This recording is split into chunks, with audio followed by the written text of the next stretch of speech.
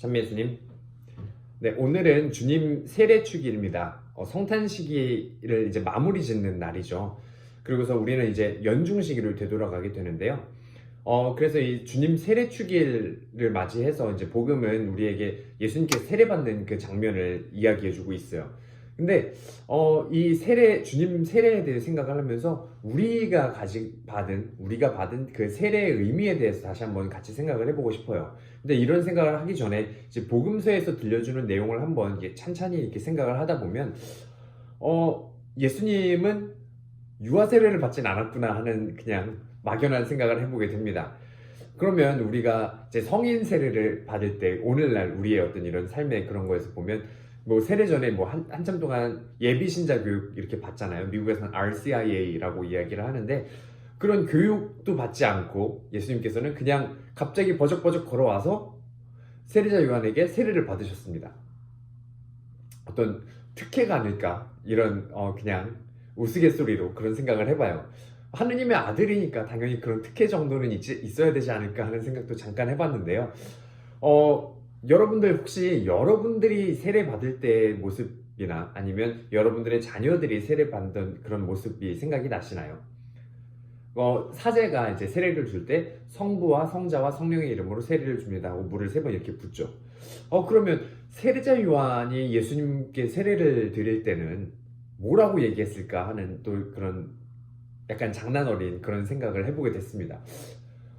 당신의 아버지와 당신과 뭐 당신의 친구, 당신의 영의 이름으로 세례를 줍니다. 뭐 이런 식으로 얘기를 했을까? 뭐 그런 말 같지 않은 그런 생각을 해봐요. 이제 뭐 당연히 이제 여러분들도 당연히 이 영상을 보시는 분들은 아시겠지만 이 세례의 형식이 이제 갖추어진 것은 이제 시대를 거쳐가면서 교회 안에서 공의회를 통해서 이렇게 세례를 줄 때 2가지 요소가 가장 중요하다. 물과 그다음에 성부와 성자와 성령의 이름으로 세례를 줍니다 하는 요 기도문, 요 2가지가 핵심적으로 있어야 온전한 세례가 성립이 된다라는 어떤 그런 교회 법적으로 그런 형식을 만들었어요.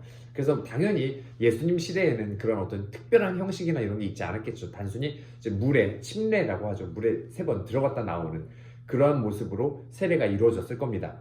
그런데 여기에서 한 가지 의문점이 생겨요.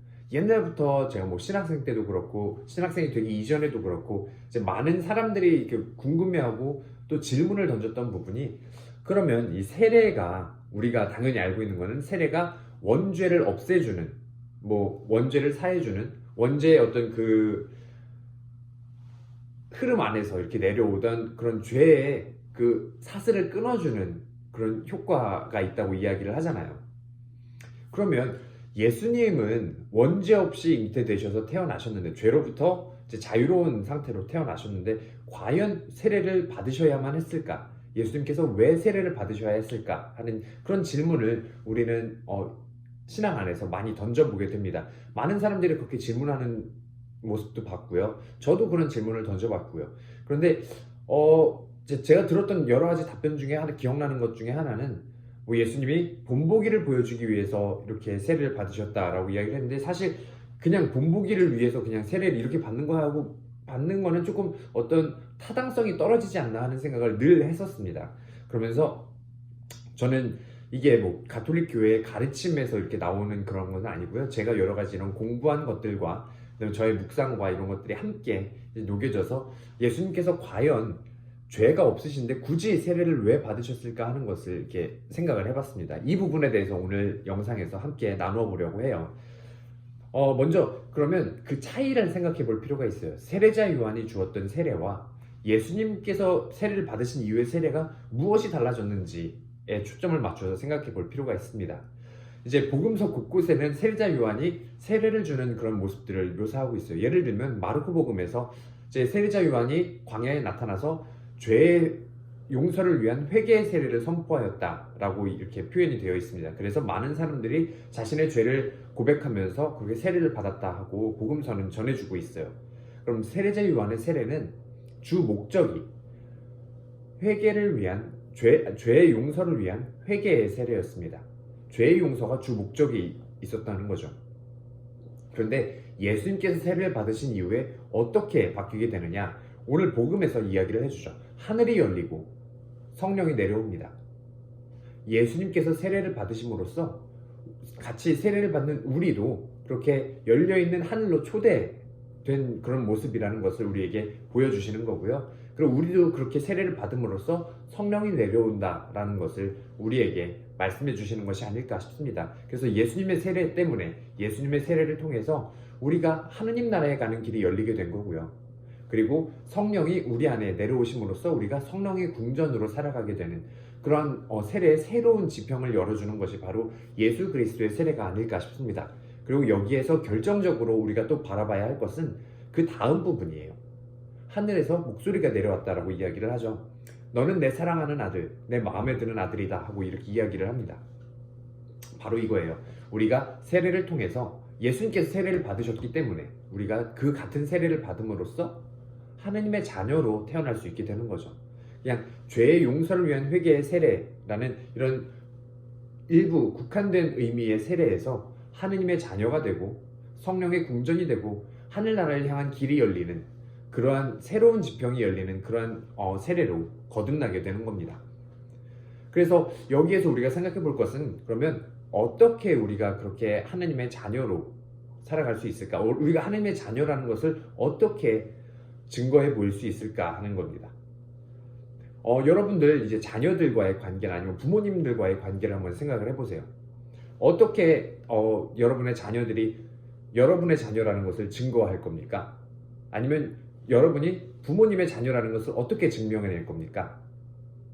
그런 걸 생각해 볼 때 유전자 검사, 머리카락 이런 걸 빼가지고 이렇게 검사해가지고 친자 확인 이런 거를 할 건 아니잖아요.